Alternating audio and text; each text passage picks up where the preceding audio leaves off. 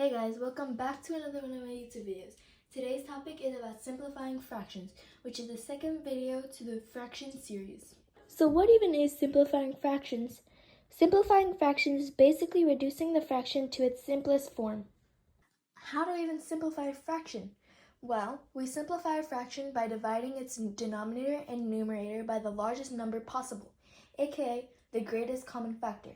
You guys should really put the greatest common factor in your notes because it's actually a very important vocabulary word.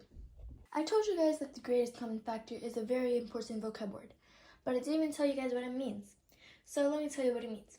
The greatest common factor is basically the biggest whole number that fits into the both numbers that are displayed.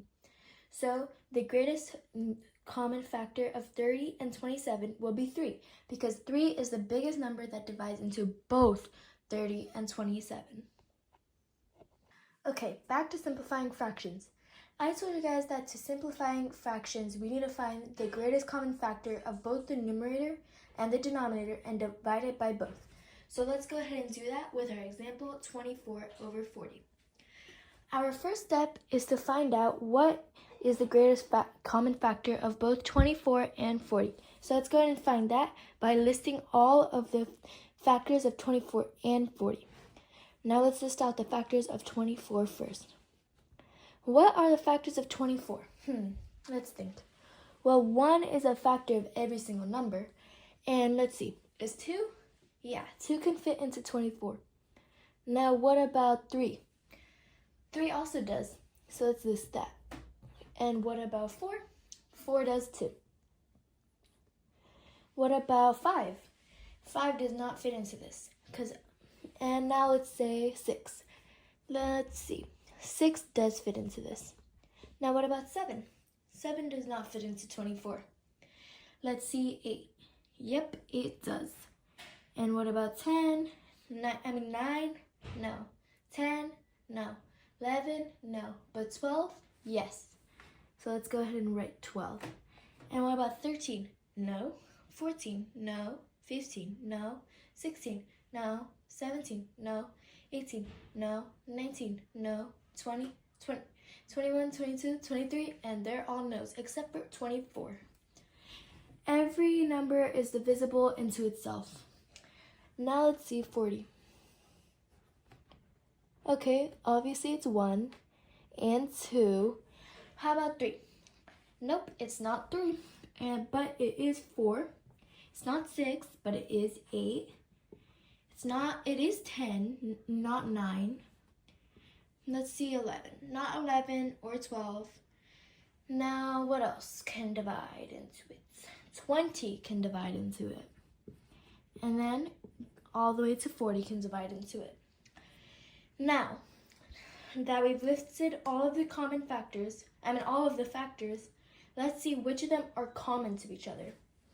Okay, so they both have a 1 and a 2 and a 4 and an 8, but it seems like that's it. So what's our greatest common factor? It is 8.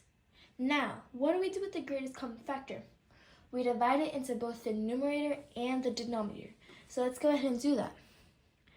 Divide by 8. So what will we get? What is 24 divided by 8? That is 3. And what is 40 divided by 8? That is 5. So 24 over 40 simplifies to 3 over 5. Okay, now I'm going to show you guys another example with 5 over 10. Firstly, let's list all the factors of 5 over 10. Sorry. Okay, the factors of 5 are 1 and not 2, not 3, not 4, but 5. Only 1 and 5. This is called a prime number, but we'll go over that in another day. Okay, the factors of 10 are 1 and 2, not 3 or 4, but 5, and then 10. So what are the common factors? Well, 1 and 5. Our greatest common factor is 5, so we're going to divide that by the numerator and the denominator. So 5 divided by 5, 10 divided by 5, 5 divided by 5 is 1. 10 divided by 5 is 2. So 5/10 simplifies to 1/2. Okay guys, now it's time for you guys' quiz. I'll give you guys about 5 seconds to answer these problems, and go ahead and pause if you need to.